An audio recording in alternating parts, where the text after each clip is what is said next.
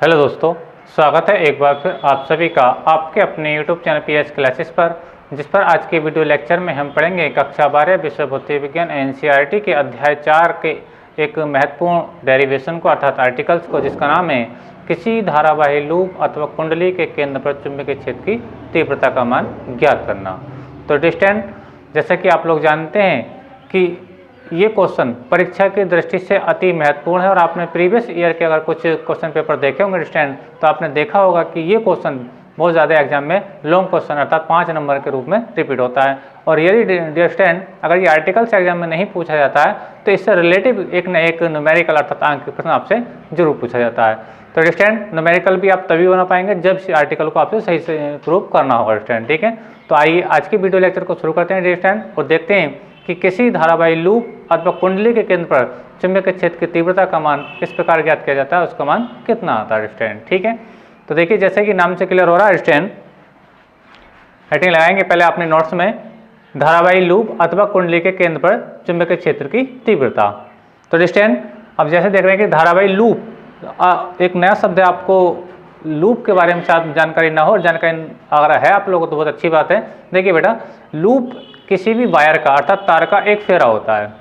कुंडली की अगर बात करें तो कुंडली में बहुत सारे फेरे होते हैं। अगर किसी तार का अगर एक फेरा है तो एक फेरे को हम क्या बोलते हैं बेटा, लूप बोलते हैं। और ऐसे बहुत सारे फेरे, ठीक है स्टैंड, अगर किसी कॉइल पर या कुंडली पर लिपटे हुए हैं अर्थात तारों के बहुत सारे फेरे अगर लिपटे हुए होते हैं स्टैंड, तो उसको हम कुंडली का रूप देते हैं। जैसे कि आपने देखा होगा जब बिजली का पंखा या विद्युत मोटर जो होती है घरों में चलने वाली, उसे खोलते हैं, कभी आपने इलेक्ट्रॉनिक्स की दुकान पर देखा होगा तो तुमने देखा होगा वहाँ पे जो कॉइल होती है उसमें तांबे के बारीक तार के ना बहुत सारे फेरे होते हैं, तो उसके क्या बोलते हैं बेटे, कुंडली यानी कॉइल बोलते हैं स्टैंड, ठीक है। तो अगर एक तार का फेरा है तो उसको लूप बोला जाता है स्टैंड, ठीक है, और उसके अंदर करंट प्रवाहित हो रहा है तो धारावाही लूप बोला जाता है स्टैंड, ठीक है। और तार के बहुत सारे फेरे तो उसको कुंडली बोला जाता है, ठीक है। तो आज हम जानेंगे बेटा कि लूप अथवा कुंडली के केंद्र पर चुंबकीय क्षेत्र का मान कितना आता है, उससे किस प्रकार ज्ञात किया जाता है, ठीक है स्टैंड। चलिए, तो देखिए जैसे कि आप देख रहे हैं स्टैंड कि मैंने एक तार का एक फेरा लिया स्टैंड और इसको मैंने कुछ इस टाइप से मोड़ रखा है स्टैंड। आई होप को समझ में आ रहा होगा, तार का एक फेरा स्टैंड जिसको हमने क्या कहा लूप का है और इसको हमने इस टाइप से मोड़ रखा है। आई होप को समझ में आ रहा होगा स्टैंड, जैसे कि आप ये देख रहे हैं फिगर से स्टैंड, ठीक है। अब लूप में इस ओर से धारा प्रवाहित हो रही है, जैसे कि आप देख रहे हैं आई, यानी धारा की जो डायरेक्शन है बेटा वो इस ओर से इस ओर को है, इस टाइप से। आई होप को समझ में आ रहा होगा स्टैंड, ठीक है। अच्छा, अब इस लूप की एक विशेष बात स्टैंड ये है कि इस लूप को अनेक छोटे छोटे पार्टिकल से बना हुआ माना जा सकता है। अर्थात अगर हम पूरे लूप की बात करें तो उस पूरे लूप से पहले हमें ये पता होना चाहिए कि हम चुंबकीय क्षेत्र की तीव्रता जो ज्ञात करेंगे बेटा, सारे लूप से एक बार में नहीं निकालेंगे। पहले हमने ये मानेंगे कि ये जो लूप है डिस्टेंट, ये बहुत छोटे छोटे पार्टिकल से मिलकर के बना हुआ है, जैसे कि बायो सेवर्ट ने बताया था। बायो सेवर्ट ने भी डिस्टेंट यही बात बताई थी अपने नियम में कि जब हम किसी चालक तार के किसी अल्पांश से चुंबकीय क्षेत्र निकालते हैं तो उस चालक तार का एक छोटा सा अल्पांश लेते हैं DL, जैसे मैंने अपनी इससे पिछली वीडियो लेक्चर में डिस्कस किया है। तो जिन लोगों ने बायो सेवर्ट वाला टॉपिक नहीं देखा स्टैंड, तो उन लोगों से मेरा विशेष रिक्वेस्ट है कि पहले वो मेरे इससे पहले वाला वीडियो लेक्चर देखेंगे तो ये आज का आर्टिकल उन लोगों को बहुत ही ईजी समझ में आएगा स्टैंड, ठीक है। तो मान लीजिए कि ये देख धारावाही लूप है जिसमें धारा की डायरेक्शन आप लोग इस साइड से सेट को देख रहे हैं स्टैंड, ठीक है। अब इस लूप को हमने बहुत छोटे छोटे अल्पांशों में बांट रखा है। मान लीजिए किसी अल्पांश की लंबाई, मान लीजिए एक अल्पांश में ले रखा हूँ यहाँ से, मान लीजिए ये कोई अल्पांश ले रखा है जिसकी लंबाई डिस्टेंस कितनी है, डेल्टा L। आई होप को समझ में आ रहा होगा, ध्यान से समझें। इस लूप का एक छोटा सा एरिया पार्ट मैंने यहाँ से कंसीडर कर लिया, जिसका जो लेंथ लिए मैंने वो क्या लिए बेटा, DL लिए, क्या लिए, DL, ठीक है। और ऐसे ऐसे DL, कुछ इससे बड़े पार्टिकल, कुछ इससे छोटे पार्टिकल, अल्पांश इस लूप में क्या है, विद्यमान है, और सब जुड़ जाएंगे तो उस पूरे एक तार का निर्माण माना जाएगा, ठीक है। तो पहले हम देखेंगे डिस्टेंट किस छोटे से अल्पांश से इसके केंद्र पर, यानी जो लूप का केंद्र वो आपको दिख रहा है, ठीक है, जिसकी रेडियस कितनी है बेटा, R है, तो इसके केंद्र पर चुंबकीय क्षेत्र कितना आएगा स्टैंड, ठीक है। आई होप क्वेश्चन में आ रहा होगा। और आप देखना चाहें कि इसकी डायरेक्शन किधर होगी, तो डायरेक्शन भी हम आराम से बता सकते हैं बेटा अपने दाएं हाथ के अंगूठे का नियम लगा करके, ठीक है। कैसे देखते हैं, अगर हम अपने दाएं हाथ के अंगूठे को जैसे मान लीजिए कोई तार है, धारा की चालक तार है, इसमें करंट की डायरेक्शन मान लीजिए करंट ऊपर की ओर फ्लो हो रहा है, ठीक है। मान लीजिए कि ये कोई मार्कर ना समझ के आप कोई तार समझें और इसमें जो करंट है स्टैंड वो ऊपर की ओर को फ्लो हो रहा है, तो हम दाएं हाथ का अंगूठे का नियम कहता है कि अगर हम धारा की दिशा में अपने हाथ के अंगूठे को रखें तो अब ये मेरी उंगलियां जिस दिशा में मूव करेंगे स्टैंड तो वो क्या होगी, वो चुंबकीय क्षेत्र की दिशा होगी। आई होप क्वेश्चन में आ रहा होगा। अब आप ध्यान से देखें स्टैंड कि देखिए धारा कुछ इस टाइप से बह रही है, तो अब देखिए धारा की दिशा में अपने दाएं हाथ के अंगूठे को रख रहा हूँ धारा की डायरेक्शन में, धारा इधर प्रवाहित हो रही है, तो देखिए मैंने अंगूठा रखा।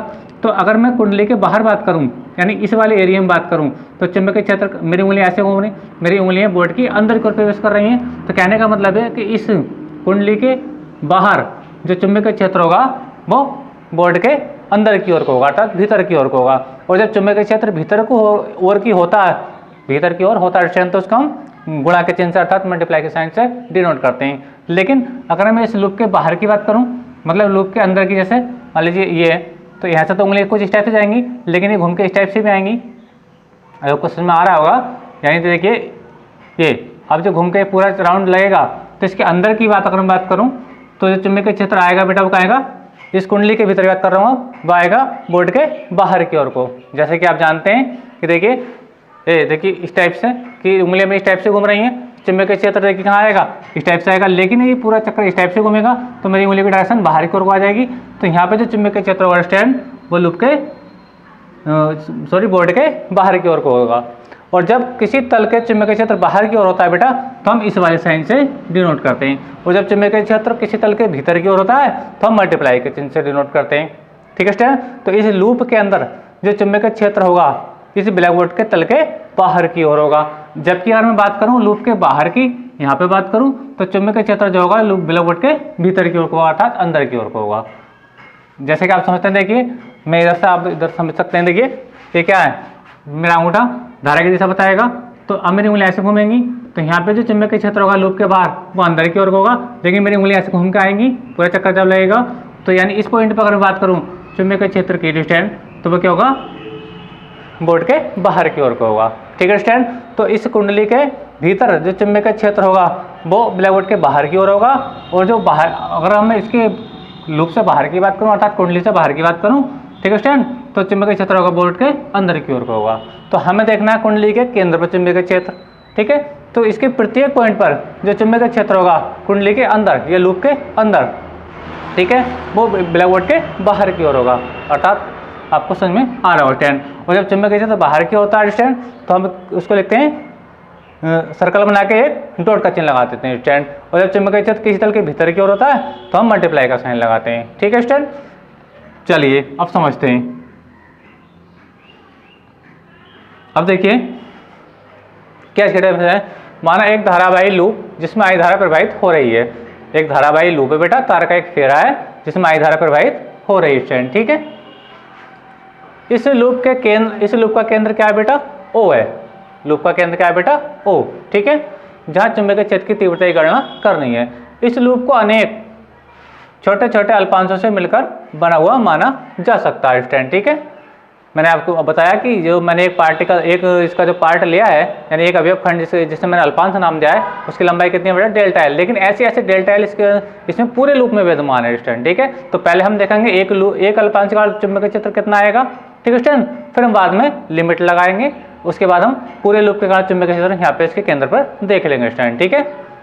माना लूप के एक अल्पांश डेल्टा एल, लूप का जो एक अल्पांश लिया क्या बेटा, डेल्टा एल है, जिसके कारण लूप के केंद्र पर चुंबकीय क्षेत्र, ठीक है, किसकी सहायता से, बायो-सैवर्ट के नियम से। ठीक है। देखिए बायो-सैवर्ट का नियम क्या था, स्टैंड हमने पढ़ा था पिछले वीडियो लेक्चर में, डेल्टा वी μ0/4 पाई और आई डेल्टा एल साइन थीटा। अब थीटा आप देख रहे हो स्टैंड, ये क्या है, लूप की त्रिज्या, और ये क्या है, इसकी परिधि। तो त्रिज्या और परिधि के बीच का कोण कितना होता है बेटा, हमेशा 90 अंश होता है। आपने हाई स्कूल में पूर्व में पढ़ी होगी कि किसी वृत्त की त्रिज्या, ठीक है, उसकी परिधि पर क्या होती है बेटा, लंब होती है, लंब होती है। तो इसका मतलब थीटा कितना है, त्रिज्या और परिधि के बीच का थीटा 90 अंश, यानी यहाँ पर साइन थीटा था, लेकिन थीटा ये कितना आएगा बेटा, 90 अंश आया, क्योंकि त्रिज्या और परिधि के बीच का कोण कितना है बेटा, 90 अंश है। ठीक है स्टैंड। अच्छा, अपॉन में क्या था बेटा, आर स्क्वायर। आर क्या है बेटा, केंद्र से परिधि की दूरी अर्थात इसकी त्रिज्या। ठीक है। अच्छा, अब हमने बताया कि इस छोटे से अल्पांश के कारण इसके केंद्र पर जो चुंबकीय क्षेत्र होगा, ठीक है, वो क्या होगा, बाहर की ओर होगा। उसका जो मान कितना आएगा बेटा, इतना आएगा। किसके नियम से, बायो-सैवर्ट के नियम से। लेकिन हम देखना चाहेंगे पूरे लूप के कारण कितना चुंबकीय क्षेत्र इसके सेंटर पर बनेगा स्टूडेंट, ठीक है। चलिए अब मैं आपको बताता हूं पूरे अल्पांश के कारण, है ना। तो लिखेंगे सभी अल्पांशों के कारण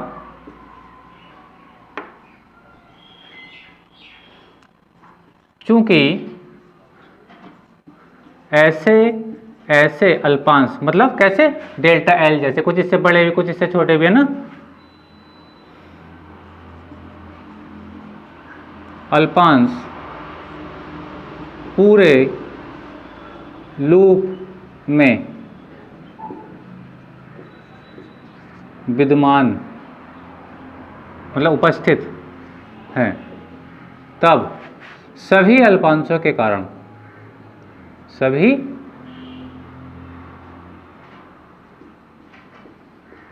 अल्पांशों के कारण चुंबकीय क्षेत्र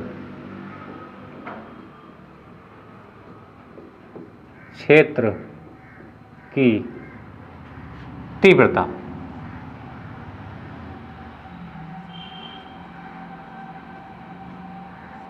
कितनी आएगी स्टूडेंट। तो देखिए एक छोटे से अल्पांश से चुंबकीय क्षेत्र डेल्टा बी कितना आता है बेटा, जिसका मैग्नीट्यूड इतना था, ठीक है। अब हम देख रहे हैं बेटा, क्योंकि ऐसे अल्पांश जैसे डीएल है, एक डीएल यहाँ पे भी होगा, एक डीएल यहाँ पे भी होगा, ठीक है स्टूडेंट। तो ऐसे डेल्टा एल इसके अंदर पूरे लूप में विद्यमान है, तो हम सभी अल्पांशों से इसका मैग्नेटिक फील्ड निकाल रहे हैं, कहाँ, इसके सेंटर पर, ठीक है। तो देखिए, तो B बराबर समीशन डेल्टा V, यानी हम किस पर लिमिट लगा देंगे, डेल्टा V पर। हमें पता है कि छोटे से अल्पांश से जो चुंबकीय क्षेत्र है वो कितना है बेटा, इतना है, अर्थात डेल्टा V है, ठीक है। तो सभी के लिए, करेंगे बेटा हम लिमिट लगा देंगे सिग्मा का होता है सभी पदों का योग, आपने हाई स्कूल में पढ़ा होगा स्टूडेंट, ठीक है। चलिए मान रख देते हैं इसका सिग्मा डेल्टा V का मान रखिए, वेरी गुड, क्या है, μ0/4 pi I delta L upon R square. आप देख रहे होंगे साइन, आप देखिए मैं डेल्टा B का मान रख रहा हूँ, delta B μ0/4 pi I delta L upon R square. अब क्या, साइन 90, और साइन 90 का मान कितना होता है बेटा, 1 होता है। कितना होता है, जब साइन 90 का मान मैं यहाँ पे क्या रखूँगा, 1 रखूँगा, तो 1 की जब गुणा कराऊंगा तो डेल्टा L ही रह जाएगा। आई होप क्वेश्चन में आ रहा होगा स्टूडेंट, ठीक है। तो मैं इसको ना लेकर के, जो काम की बात है मैं केवल उतनी बात लिख रहा हूँ स्टूडेंट, ठीक है। अच्छा, अभी बेटा जो इसके अंदर कांस्टेंट है, जो इसके अंदर कांस्टेंट वैल्यू है उसको हम बाहर निकालेंगे, और जो कांस्टेंट नहीं है बेटा उसको हम समीकरण के अंदर ही रहने देंगे, अर्थात उसका सबका योग निकालेंगे स्टूडेंट, ठीक है। चलिए देखते हैं क्या इसके अंदर कांस्टेंट है। आप देख रहे हैं μ0/4 पाई कांस्टेंट है, धारा भी कांस्टेंट है, और ये आपकी जो रेडियस है, जो त्रिज्या है बेटा, वो भी क्या आपकी कांस्टेंट है। जितने डिस्टेंस ये है इसके लूप के किसी भी एंगल पर देखो, यानी यहाँ इस पॉइंट पर, इस पॉइंट, बहुत सारे पॉइंट होंगे इसकी परिधि पर, तो सब में R का मान क्या होगा बेटा, बिल्कुल इक्वल ही होगा। तो R भी कांस्टेंट है, लेकिन हाँ कांस्टेंट क्या नहीं है, कांस्टेंट डेल्टा L कांस्टेंट नहीं है। कोई पार्टिकल, सॉरी, कोई अल्पांश डेल्टा इतना बड़ा है, कोई इससे बड़ा भी हो सकता है। मान लीजिए कोई इतना बड़ा है यहाँ से यहाँ तक, तो ये इससे बड़ा हो जाएगा। आई होप क्वेश्चन में आ रहा होगा। मान लीजिए ये पूरा अल्पांश है, ये यहाँ से यहाँ तक, ठीक है। तो ये जो अल्पांश है इस वाले अल्पांश से कुछ बड़ा है, ठीक है। कुछ इससे छोटे भी होंगे, मान लीजिए ये कोई छोटा सा अल्पांश ही है, तो डेल्टा एल कुछ छोटे। तो कहने का मतलब मेरा भी यही है अंडरस्टैंड कि इस पूरी राशि में डेल्टा एल कांस्टेंट नहीं है, ठीक है। तो ये जो समीशन केवल डेल्टा एल पर रह जाएगा, बाकी जो कांस्टेंट वैल्यू है वो बाहर निकल ले। कैसे निकालते हैं देखिए बाहर, तो देखिए मैं इसी लाइन में आगे बढ़ा देता हूँ। क्या देखिए, μ0/4 पाई, μ0/4 पाई, और आई भी बेटा कांस्टेंट है आपका, ठीक है स्टैंड, और आर भी कांस्टेंट है, तो आर स्क्वायर ऐसे हो जाएगा। लेकिन हाँ कांस्टेंट क्या नहीं, मैंने बताया बेटा आपको, डेल्टा एल कांस्टेंट नहीं है। लूप की जो लंबाई है कुछ छोटे हैं, कुछ से बड़े लूप हैं, अर्थात ये समीशन इस पर रह जाएगा, ठीक है स्टैंड।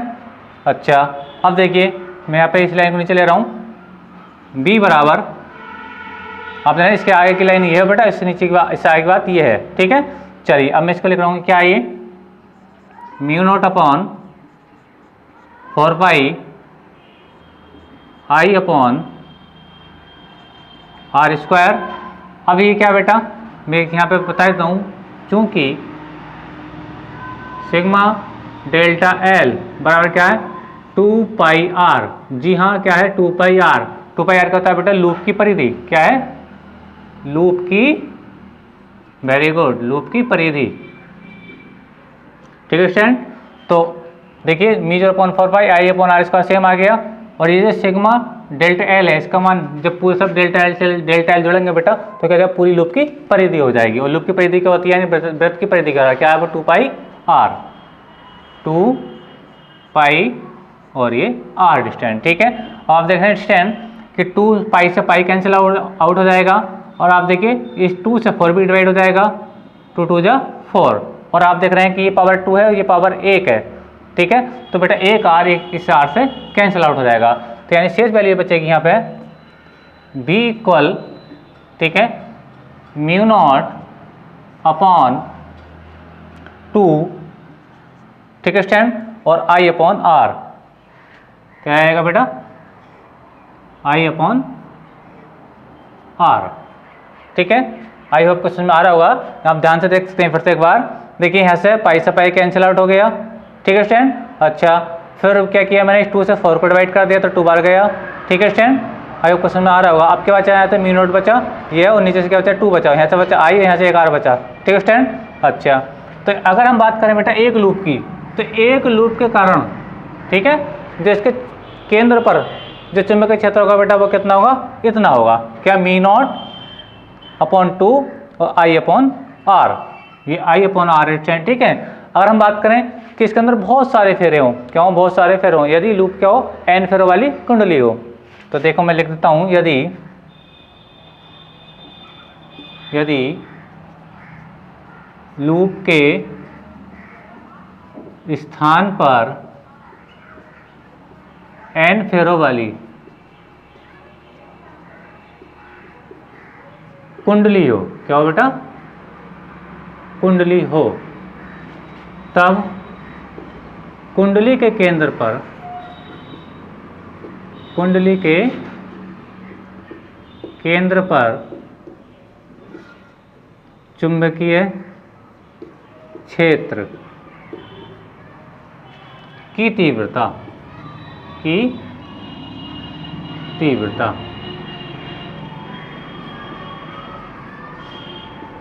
कितनी आएगी? तो देखिए मैंने बताया लूप का मतलब होता है बेटा तार का एक फेरा। तो एक फेरे के कारण जो इस लूप के केंद्र पर चुंबकीय क्षेत्र पर कितना है, mu naught I upon 2 R के बराबर है स्टूडेंट। लेकिन अब मैंने कह दिया इसके अंदर ऐसे ऐसे बहुत सारे फेरे हैं, ऐसे ऐसे इसके अंदर बहुत सारे फेरे लिपटे हुए हैं, मतलब उन फेरों की संख्या को कह दिया मैंने एन कह दिया है। ठीक है, तो एन फेरों से जब एक फेरे से इतना चुंबकीय क्षेत्र है तो एन फेरे से कितना चुंबकीय क्षेत्र हो जाएगा बेटा? जी हाँ, एन से गुणा कर देंगे। तो ध्यान समझें, तो फाइनली आंसर आएगा V बराबर mu not an I upon क्या है 2R, क्या है बेटा 2R टेस्ला। क्या है? चुंबकीय क्षेत्र का मात्रा क्या है बेटा? टेस्ला। तो अगर लूप के स्थान पर एन फेरों वाली कुंडली है तो बेटा मैंने क्या किया, केवल एन से गुणा कर दी। क्या कर बेटा? एन से गुणा कर दी। तो बी बराबर आएगा mu not an I upon 2R के बराबर। टी का मतलब बेटा टेस्ला, यानी चुंबकीय क्षेत्र का क्या है बेटा? ये यूनिट है। तो अंडरस्टैंड, आप अपने नोट्स में अपनी इस चीज़ को कॉपी कर लीजिए, क्योंकि ये आर्टिकल परीक्षा के लिए बहुत ही महत्वपूर्ण है। मैं बार बार आपसे कह रहा हूँ कि अगर या तो ये आर्टिकल एग्जाम में आपसे पूछा जाएगा या फिर इस वाले फॉर्मूले पर जो इसका जो फाइनली आया है डिस्टेंस, ठीक है, ये तो इससे रिलेटिव एक न एक क्वेश्चन आपको एग्जाम में जरूर मिलेगा अंक के प्रश्न के रूप में। ठीक है स्टूडेंट, तो लॉन्ग क्वेश्चन है बेटा, इसको आप अपने कॉपी में नोट कर लीजिए। अगर स्टूडेंट वीडियो आपको पसंद आया है तो वीडियो को लाइक कीजिए, शेयर कीजिए एंड कमेंट कीजिए, और चैनल पर नए हैं तो चैनल को सब्सक्राइब भी जरूर कीजिए। आज की वीडियो लेक्चर में थैंक यू, धन्यवाद, बेस्ट ऑफ लक।